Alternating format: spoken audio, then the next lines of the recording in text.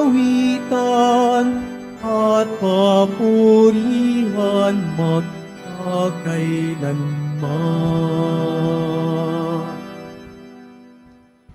Sa ngalan ng Ama at ng Anak at ng Espiritu Santo, Amen. ang pagpapala ng ating Panginoong Jesucristo, ang pag-ibig ng Diyos Ama, at ang pagkakaisa ng Espiritu Santo naway sumainyong lahat. At sumayuri. Mga kapatid, nasa Webis tayo ng 25 na linggo ng pagkaraniwang panahon ng pangalawang taon ng ating pagdiriwang. Sama po natin sa misa natin ngayon ang ating intensyon para sa ating unang martir, San Lorenzo Ruiz de Manila, para sa mga martir na si San Cosme at Damian. Sama rin natin sa misa natin ngayon ang mga intensyon para sa araw ngayon. Ang inyong mga intensyon kayong nasa loob at sa labas ng Basilica Minor at Pambansang Nambana ni Jesus Nazareno. Ang mga intensyon naman nakiisa sa atin sumita ng live streaming through Facebook Live, YouTube, X, at iba pang social media dito sa ating bansa, iba't ibang dako ng mundo. Isama rin natin ang ating intensyon. Mga amin na mahal kong mga kapatid, sa aklat ng mga ngaral o Kohelet o Ecclesiastes, pinapahayag na walang saysay ang lahat kung hindi ito naugnay sa Panginoon. Sa ating Ebanghelyo ni San Lucas, si Herodes ay gusto niyang makita ang ating Panginoon, pero namuhay siya sa walang saysay at walang kabuluhan na paghahanap lang para sa kanyang sarili.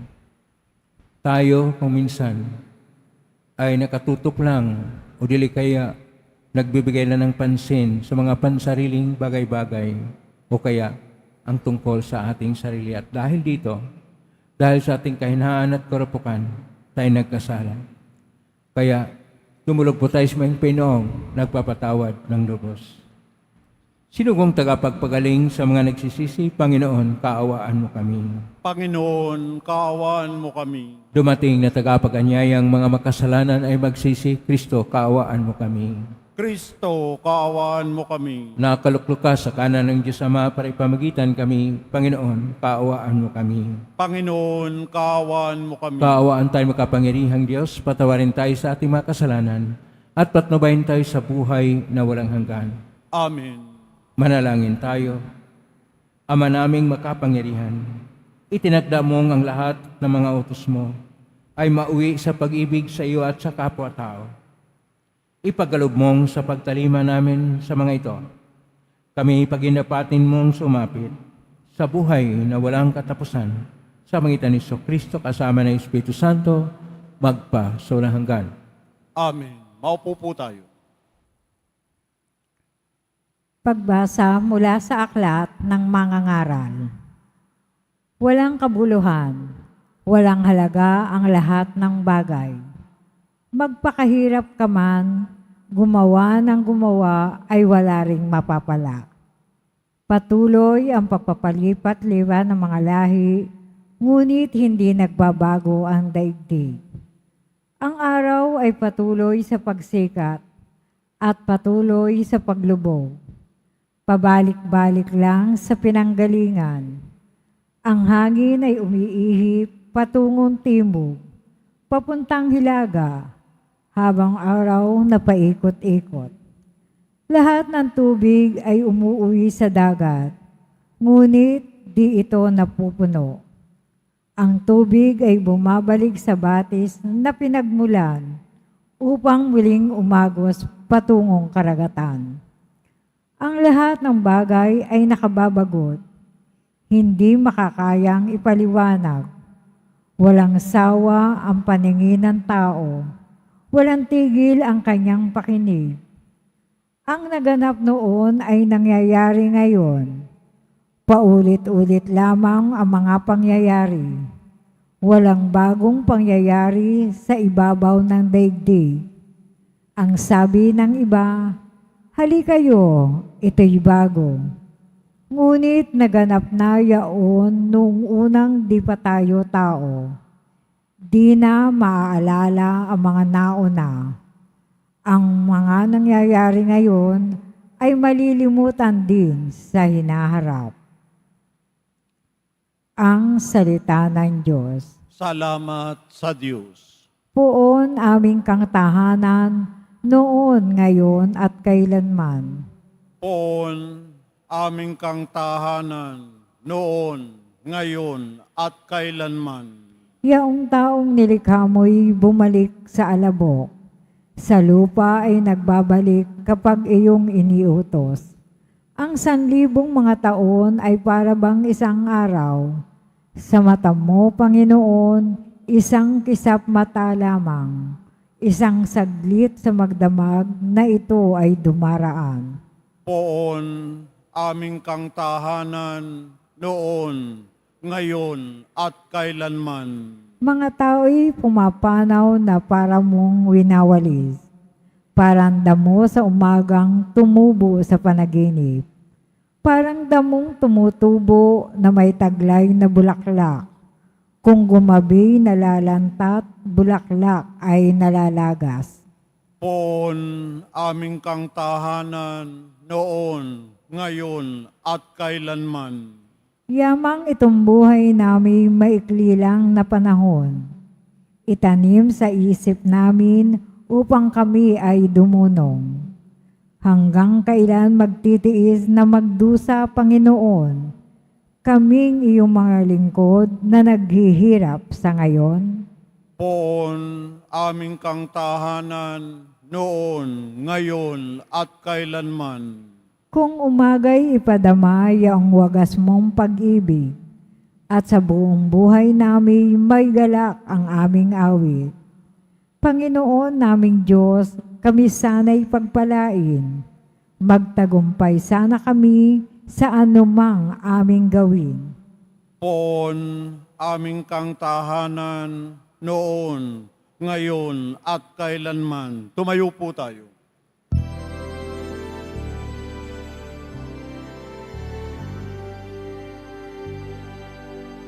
Alleluia, Alleluia,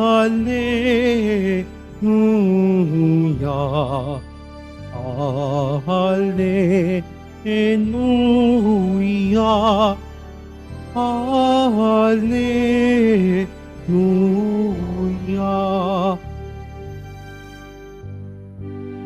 Ikaw, O Kristo, ang daan, ang katotohanan at buhay, patungo sa Amang mahal. Alleluia,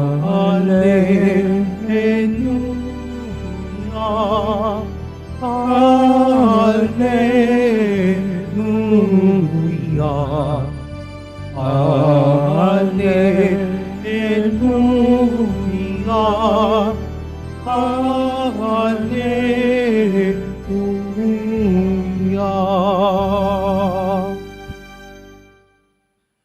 Sumainyo ang Panginoon. At sumayo rin. Ang mabuting balita ng Panginoon ayon kay San Lucas. Papuri sa iyo, Panginoon. Noong panahong iyon, nabalitaan ni Herodes na tetrarka ng Galilea ang lahat ng ginagawa ni Jesus. Nagulo ang kanyang isip, sapagkat may nagsasabing muling binuhay si Juan Bautista.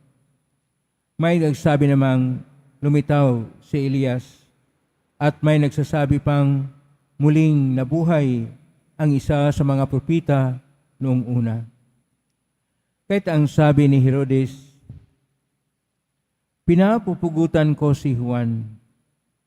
Ngunit sino ang nababalitaang ito? Marami akong narinig tungkol sa kanya at pinagsikapan niyang makita si Jesus. Ang mabuting balita ng Panginoon. Pinupuri ka namin, Panginoong Heso Kristo. Maupo po tayo. Isang mapagpalang araw po sa inyong lahat. Purihin po natin ang ating pong Hesus Nazareno. Nasa Huwebes tayo ng ika-25 na linggo sa kanilang panahon ng pangalawang taon ng ating pagdiriwang. Ang atin pong paksa ay tungkol sa walang kabuluhan kung walang Diyos. Yung walang kabuluhan, 3 titik lang po yan sa Hebreo. Lalo na ang ating Panginoon ay isang Hebreo-Aramaiko at ang 3 titik ay tinatawag ang walang kabuluhan ng Habel. Kaya nga ngayon sa ating unang pagbasa, sa aklat ng Kohelet o mga ngaral, Kapitulo 1, verso 2, nasabi, Habel, Habelim. Ibig sabihin, walang kabuluhan ang mga walang kabuluhan lahat. Ang Habel, 3 titik, He, Beth, at Lamed. Pero malalim ang kahulugan ng Habel. Ang Habel, ito ay kaparihas ng ruwak. Ang ruwak, ibig sabihin hangin o hininga. O mayroon pang isang salita na mas malalim pa rin. At ito itong Nishama na ito yung nagpapairal na hininga ng lahat ng mga may buhay. Pero ang Habel, hangin nga, pero ito ay singaw. Ibig sabihin negatibo na hangin na lumalabas at kuminsan hindi kaaya-aya. Kaya parang sinabi dito na ang walang bagay, ang walang kabuluhan na mga bagay-bagay ay parang singaw lang, Habel, o walang kabuluhan ang lahat. O sa na-translate kasi sa Latin, vanitas. Mula sa Koinukuna Grigo, namitayudoxia. Dahil ang mga ngaral ay nakasulat po sa Septuaginta, ibig sabihin luma na Grigo, mitadoxia. Pero itong ating pagtingin kung ano yung mga bagay-bagay na walang kabuluhan o mga bagay-bagay na tinatawag na vanitas, o sa English pa vanity, ay atin pong tingnan kung ano yung mga walang halaga na bagay. Sapagkat lahat naman ay halos pariha lang ating nakikita, sinasabi sa ating unang pagbasa, parang kung ano yung una, yun rin ang mangyayari sa ngayon at mangyayari pa, ang lahat ng tao ay hindi na kuminsan nakaalala sa mga nangyayari noong September 21, 1972 at magpatuloy ngayon na hindi pa rin makilala ng tao sinong mga ninuno nila o dili kaya ang mga bayani ay yun na lang mga nakasulat sa libro at hindi na maalaala kung ano ang mga nangyayari pa sa mga sumusunod na mga henerasyon. Ganun ang buhay na hindi makakita ng tunay na kabuluhan sapagkat hindi sila naugnay sa Panginoon. Pag maugnay sa Panginoon, mamuhay siya sa tahanan ng Panginoon sa kalangitan. Ito naman ang sinasabi sa ating Salmo 89. Kaya sinasabi sa versikulo 1, Poon, amin kang tahanan, noon, ngayon, at kailanman. Pag maugnay tayo sa Panginoon, ang noon, ang mga pangyayari noon, maalala natin. Bakit tayo naghihirap ngayon? Dahil sa noon. At sa ngayon, bakit ganito ang ating kalagayan? Hindi lang dahil sa mga nangyari noon, sa mga mali na pagpapasya rin sa buhay natin. At sa mga darating na panahon, ganun din ang mangyayari kung tayo magkamali din sa ating pagpasya ngayong taon at sa susunod na taon. At dahil dito, kinakailangan nating tingnan kung ano ang mga bagay-bagay. Baka kagaya lang tayo ni Herodes. Sa ating Ebanghelyo ni San Lucas, Kapitulo 9, verso 7 hanggang 9, itong si Herodes, at tatlo po pala ang Herodes, bago natin ibanggitin ang Herodes dito sa ating Ebanghelyo ni San Lucas, Kapitulo 9, tatlong Herodes ang namumuno sa Israel. Ang Herodes na dakila, namuno noong 37 BC up to 4 AD, 4 BC, ay siya yung noong pinanganak ang ating Panginoon Hesus, siya yung pumatay ng mga bata sa Bethlehem. Ang pangalawa na Herodes, ito yung si Herodes Antipas, na siya ang namumuno sa Galilea at sa Perea. At siya ay mamatay tao din. Pinupugutan niya ng ulo ang ating patron sa San Juan Bautista. At ngayon, nakikita niya ang ating Panginoon na, ganito ang mga nangyari. Kaya sabi niya, pinupugutan na niya ang ulo. Yung isa pang gumugulo sa kanyang buhay. Ngayon, dumating na naman itong isa na parang nanggugulo rin dahil nagtuturo ng kabutihan, gumagawa ng mga himala, naglalakad sa ibabaw ng tubig. Kapag ka ang mga tao kasing masasama, kapag ka mayroong tao na nagtuturo ng kabutihan, o dili kaya nagtuturo tungkol sa daan na tunay, o dili kaya nagpapagaling, gumawa ng mabuti, kaya ng ating Panginoon nagpakain ng marami, parang ang budhi niya dahil masama siya, lalong umiiral. Kaya sino kaya ito? Kaya sa versikulo 9, Kapitulo 9, Ebanghelyo ni San Lucas, pinagsikapan niyang makita si Jesus. Gusto niyang makita na personal. At nakita na niya personal. Sapagkat nung dinakip ang ating Panginoon, si Poncio Pilato, kanya pong dinala ang Panginoong Hesus na nakatali na doon kay Herodes Antipas na isang mamatay tao. At gusto niya na gagawa ang himala ang Panginoong Hesus. Walang sinagot sa lahat ng tanong ni Herodes ang ating Panginoon. Sapagkat hindi siya karapat-dapat na mga sagot dahil wala siyang ibang tinitingnan, sarili niya, kapangyarihan niya, ang kapakanan niya, at ang mga, dito tayo pupunta sa ating tema, Abel, walang saysay na buhay. Habilim, ang walang saysay sa lahat ng pangyayari sa buhay, sapagkat ang kanyang tinitingnan kung ano yung nakapagana sa buhay niya. Gumagana ang buhay niya nung nagkaroon siya ng birthday. At sumasayaw ang anak ni Herodias na si Salome. At dahil mapang-akit na sayaw, gumagana siya. At sabi niya, kahit ang kalahati kong pinagharian ay bigay sa kanya. Dahil dalawa naman ang pinagharian niya, ang Galilea at ang Perea. Pero wala siyang ibang tinitingnan. Ang tinitingnan niya, paano niya makontrol ang tao.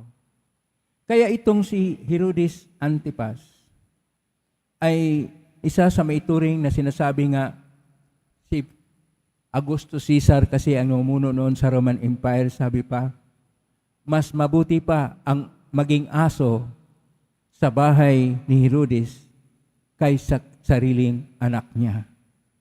Ang ibig sabihin dito, napakasama itong si Herodes Antipas. Pero masama man siya, bahagi siya ng buhay ng tao upang ituturo sa atin na ang buhay natin ay dapat nakaugnay sa Diyos.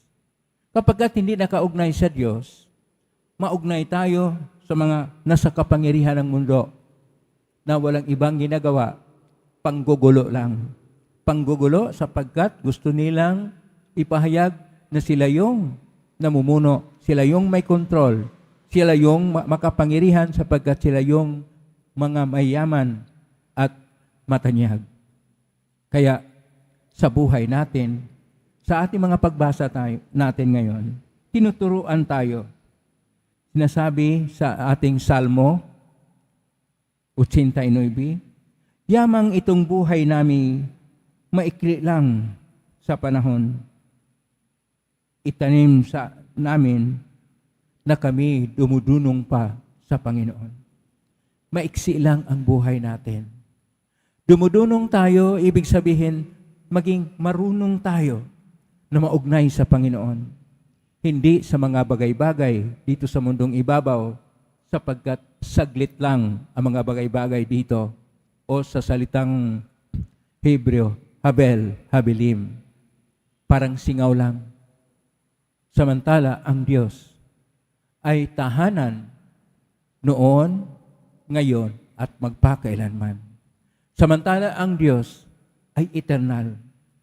Ang mga politika o ang mga nasa kapangyarihan ng mga politiko ay maiksi lang sa ating kasaysayan sa mundo. Pero ang Diyos ay habang buhay. Nasa atin ang pagpasya kung saan tayo kikiling, kung saan tayo maugnay. Dapat ang buhay natin ay maugnay sa mga may kabuluhan, sa mga bagay-bagay na eternal o sa mga bagay-bagay na makadiyos at makalangit. Pakisabi sa katabi mo, piliin mo ang Diyos. Piliin natin ang Diyos. Magpasya tayo para sa Diyos. Maglakad tayo sa Kanyang daan. Tumatalima tayo sa Kanyang kalooban. At huwag sa ating mga pansarili na kapakanan o dili kaya makamundong bagay. Ang makamundong bagay ay Habelim. Walang kabuluhan. Vanitas. Vanity. Walang saysay. Nasa atin ang pagpasya. Tayo ba sa Diyos na may saysay? O sa mga bagay na makamundo na walang saysay? Saan man tayo, doon na nagpasya, doon tayo pupunta. Piliin natin ang Diyos at tayo magkaroon ng buhay na ganap at ikasya siya. Amen? Purihin natin ang Diyos. Tumayo po tayo.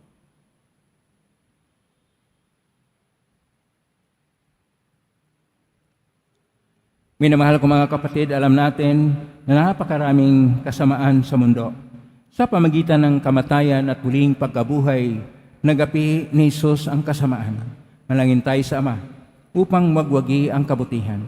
Atin pong itutugon, sinaganawa kami ng iyong liwanag, O Panginoon. Sinaganawa kami ng iyong liwanag, O Panginoon. Ang simbahang naglalakbay, naway magbigay ng liwanag sa mga tao para baguhin ang kanilang pamumuhay sa pamamagitan ng tapat na pagsaksi kay Kristo sa kanilang salita at gawa. Manalangin tayo. Sinaganawa kami ng iyong liwanag, O Panginoon. Ang mga bansa, naway isuko ang walang saysay na pagkakaroon ng makapangyarihan at mapanirang gamit pandigmaan at sa halip mamuhay sila ng sama-sama, mapayapa at nagkakasundo. Manalangin tayo. Sinaganawa kami ng iyong liwanag, O Panginoon. Ang mga inuusig dahil sa kanilang paniniwala, naway magtagumpay na makamit ang kanilang kalayaan. Manalangin tayo. Sinaganawa kami ng iyong liwanag, O Panginoon. Ang mga may sakit at may kapansanan, naway tumanggap ng kalinga ng pag-ibig ng Diyos mula sa mga nag-aaruga sa kanila. Manalangin tayo. Sinaganawa kami ng iyong liwanag, O Panginoon. Ang mga yumao, naway makalaya na sa mga kaguluhan ng mundong ito at magkamit ng walang hanggang kapayapaan. Manalangin tayo. Sinaganawa kami ng iyong liwanag, O Panginoon. Sa tahimik, idulog natin sa Panginoon ang ating mga sariling kahilingan.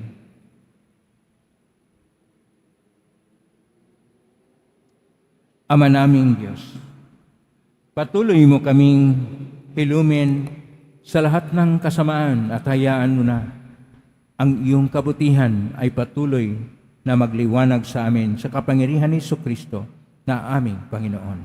Amen. Maupo po tayo.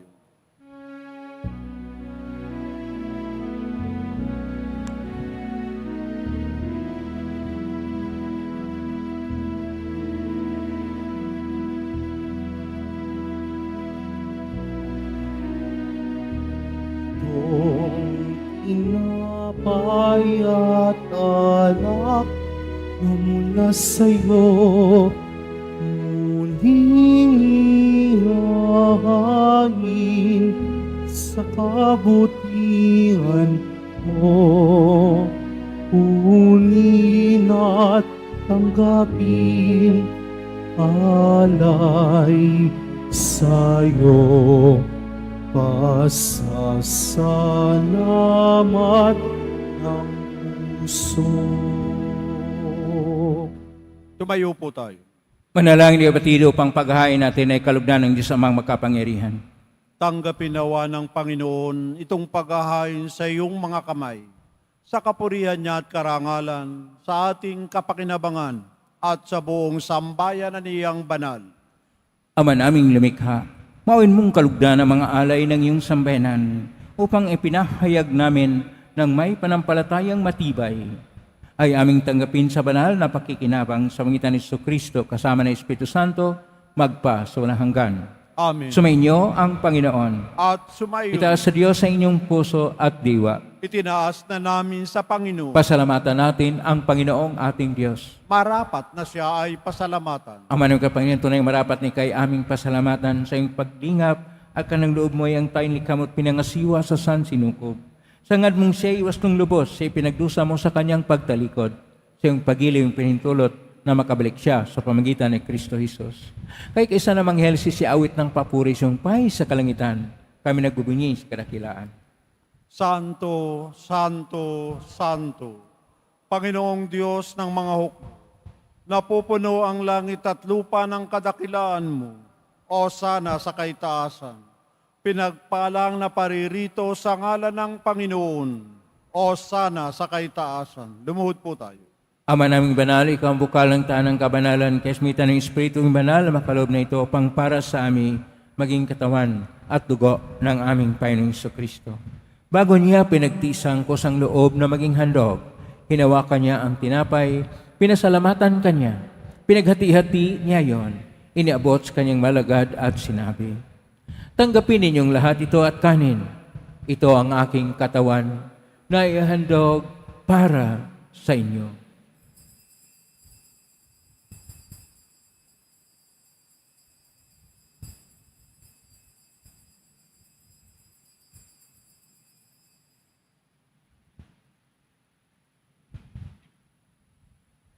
Gaya ni naman na matapos ang hapunan, hinawakan niya ang kalis, muli kanyang pinasalamatan. Inabot niya ang kalis sa kanyang malagad at sinabi, tanggapin ninyong lahat ito at inamin. Ito ang kalis ng aking dugo ng bago at walang hanggang tipan. Ang aking dugo ni bubuhos para sa inyo at para sa lahat sa ikapagpapatawad ng mga kasalanan.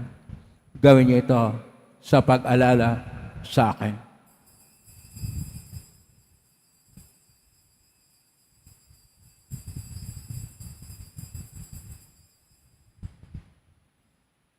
Tumayo po tayo. Ang misteryo ng pananampalataya. Si Kristo'y namatay, si Kristo'y nabuhay, si Kristo'y babalik sa wakas ng panahon. Ama, ginagawa namin ngayon ang pag-alala sa pagkamatay at muling pagkabuhay ng anak kahit naalay namin sa iyo ang tinapay na nagbibigay buhay at ang kalis na nagkakaloob ng kaligtasan. Kami nagpapasalamat dahil kami narapat na tumayo sa harap mo para maglingkod sa iyo. Isinasamo namin kami magsasalo-salo sa katawan at dugo ni Kristo ay mabuklod sa pagkakaisa sa pamagitan ng Espiritu Santo. Ama, lingapin simbahang laganap sa buong daigdig. Pususin mo kami sa pag-ibig kaisa ni Francisco na aming Papa at ni Jose na aming Obispo at ng Tanang Kaparian. Alalahanin mo rin mga kapatid naming nahimlay nang may pag-asang sila'y muling mabuhay, yan din ang lahat ng mga pumanaw. Kawaan mo sila at patuloyin sa iyong kaliwanagan. Kabanirpatin kaming lahat na makasalo siyang buhay na walang wakas. Kaysa ng mahal na Birhen Maria na ina ng Diyos, ng kabiyak ng puso niyang si San Jose, kaysa mga apostol, ni San Juan Bautista, ni San Cosme at Damian, San Roque, San Alonso Ruiz de Manila, si San Pedro Calungsod at ng lahat ng mga banal, na mo itos daigdig na hang kalugod-lugod sa iyo, maipagdiwang nawa namin ang pagpupuri si karangal mo sa pangitan ni anak na aming Panginoong Jesucristo. Sa pamamagitan ni Kristo,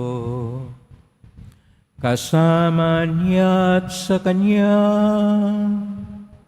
ang lahat ng parangal at papuri ay sa iyo, Diyos Amang makapangyarihan, kasama ng Espiritu Santo, magpasawalang hanggan.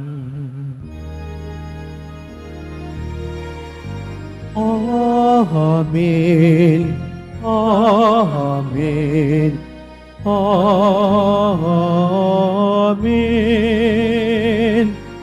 Amen. Amen. Amen. Amen.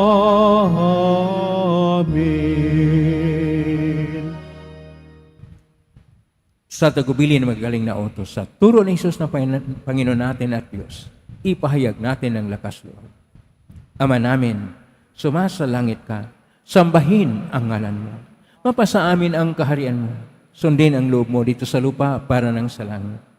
Bigyan mo kami ng aming kakanin sa araw-araw at patawarin mo kami sa aming mga sala para ng pagpapatawad namin sa nagkakasala sa amin at huwag mo kaming ipahintulot sa tukso at iadya mo kami sa lahat ng masama. Hinihiling namin kami iadya sa lahat ng masama. Pagkalooban ng kapayapaan araw-araw. Iligtas sa kasalanan at sa lahat ng kapahamakan, samantalang aming pinanabikan ang dakilang araw ng pagpapahayag ng tagapagligtas naming si Jesucristo.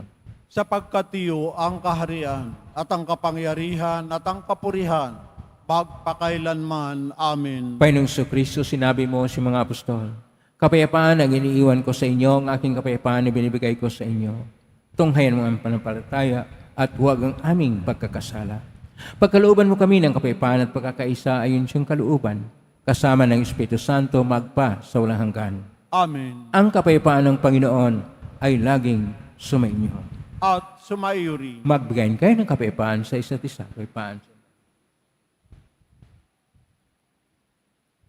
Kordero ng Diyos na nag-alis ng mga kasalanan ng sanlibutan, maawa ka sa amin. Kordero ng Diyos na nag-alis ng mga kasalanan ng sanlibutan, maawa ka sa amin. Kordero ng Diyos na nag-alis ng mga kasalanan ng sanlibutan, ipagkaloob mo sa amin ang kapayapaan. Lumuhod po tayo. Ito ang kordero ng Diyos. Ito ang nag-aalis ng mga kasalanan ng sanlibutan. Mapalad ang mga inaanyayahan sa piging ng kordero. Panginoon, hindi ako karapat-dapat na magpatuloy sa iyo, ngunit sa isang salita mo lamang ay gagaling na ako.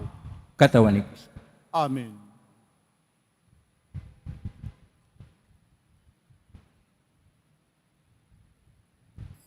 Para sa lahat ng tatanggap ng banal na komunyon, sasagot po tayo ng amen pagkasabi ng pario ng lay minister ng katawan ni Kristo at isubo agad sa bibig bago umalis sa harapan ng pari o lay minister. Sumunod po tayo.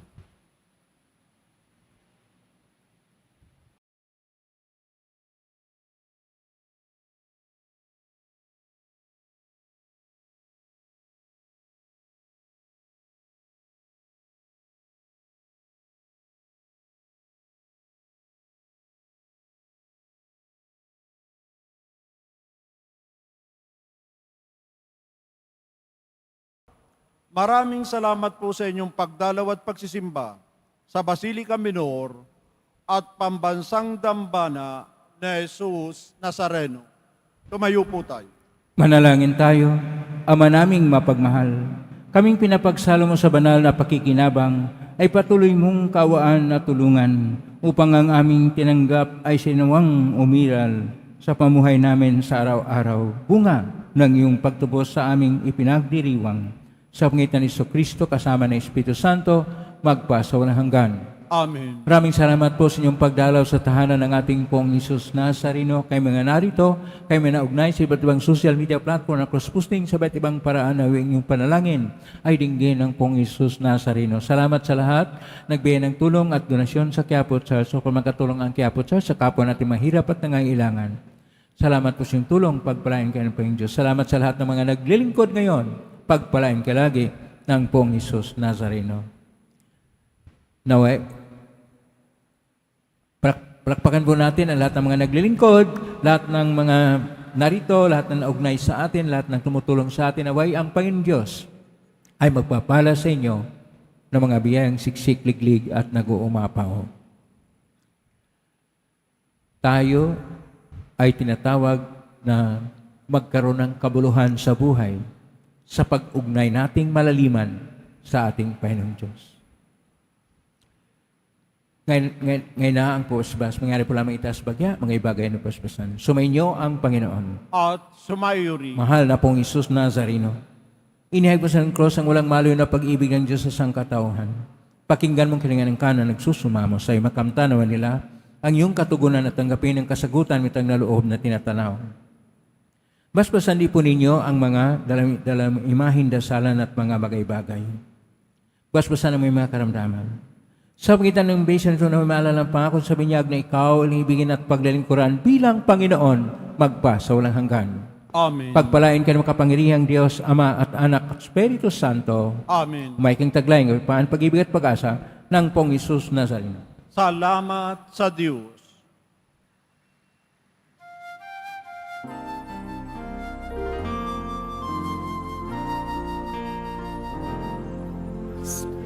Padre Jesus Nazareno, sinasamba ka namin. Namin, parang mo ang aming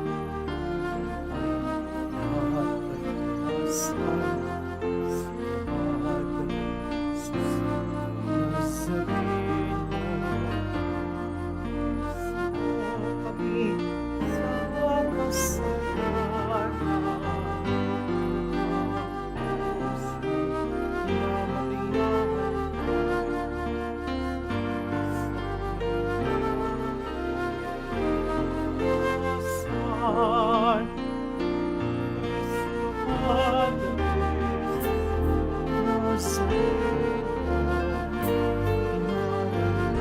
Nazareno,